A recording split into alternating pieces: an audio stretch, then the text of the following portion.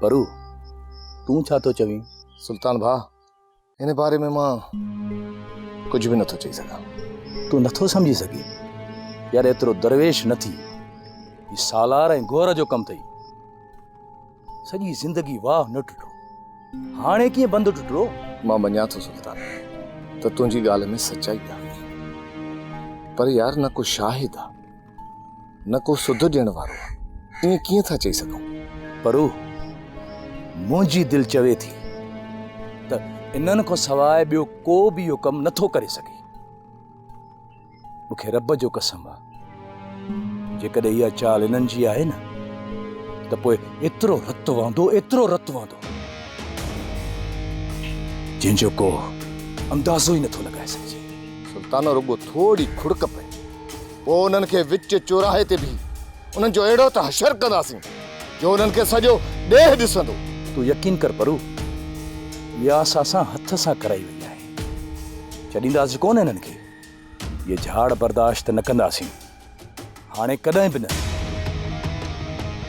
वाह वरियाम वाह, असल दिल खुश करे छॾी। वरियाम हार पाराइण जहिड़ो ई जैसा बाबा वरियाम खां इहो पुछो त सही, इहा सोच आयसि कीअं? गौर खान उन जी वाह जे टाप सां ते वाह बि उन जी तारो तार पियो। सोचियुमि त जे ही वाह टुटे त केतिरियूं तिहूं पाणी हेठि अची वेंदियूं। इहो तुंहिंजो थोरो थियो वरियाम, जेको मां जल्दी लाहींदुसि। रज़ा आहे ॾाढे ॾुख जी ॻाल्हि, पर इहा मेहरू कॾहिं हार न मञींदी। मुंहिंजो अंदेशो आहे त किथे कंहिंजो असां ते शक न वञे।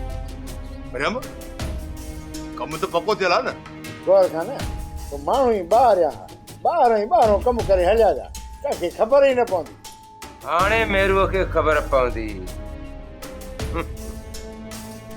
शायद कंदी मुंहिंजी मोतबर भेण मेरू, मुंहिंजी मोतबर भेण मेरू।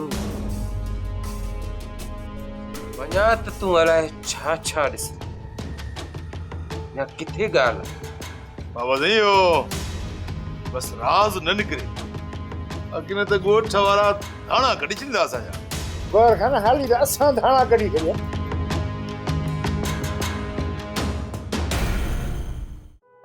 इहा कंहिं बि सुध कोन लथी, हेॾो सारो खंडु लॻो आहे। असां ग़रीब मिसकिन माण्हू मरियासीं, असांजो त कख बि न रहियो। असांजा हेॾा फसल हुया, कमायोसीं लोड़ियोसीं, सभु ॿुॾी विया। परू तूं मूंसां अच।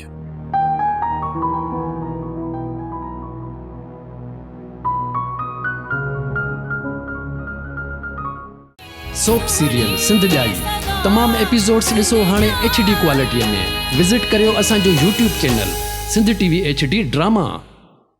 सब्सक्राइब कयो असांजो official YouTube channel Sindh TV HD drama ऐं वधीक अपडेट लाइ बेल आइकन खे क्लिक करियो।